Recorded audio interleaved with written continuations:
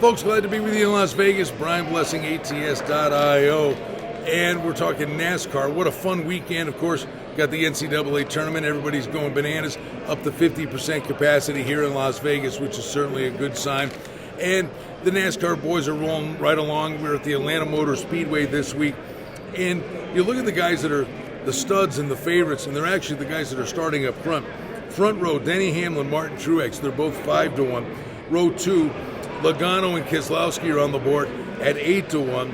Elliott's in the third row at 8-1. Kyle Larson, this is the guy that's been taking some money. Talk about coming back with a vengeance. Larson on the board at 5-1. And he's got a nice gap in his pit stall, which could help him getting in and out. Pit stalls are ever so critical in these NASCAR events.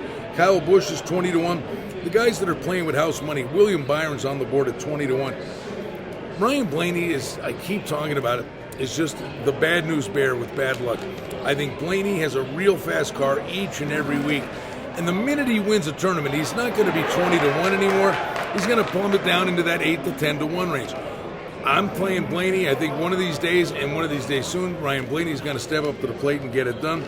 Denny Hamlin's going to be tough in this event. He's got the number one pit stall, last in, first out, gets to watch the competition coming at him. NASCAR, we're off to a great start. William Byron, we had some upsetters, of course, at the Daytona 500.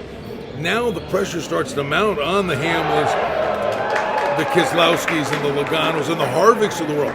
Kevin Harvick's been fade material. But I think Ryan Blaney's worth the price at 20-1. If I had to go somewhere along the top, I'd be looking at Joey Logano at 8-1.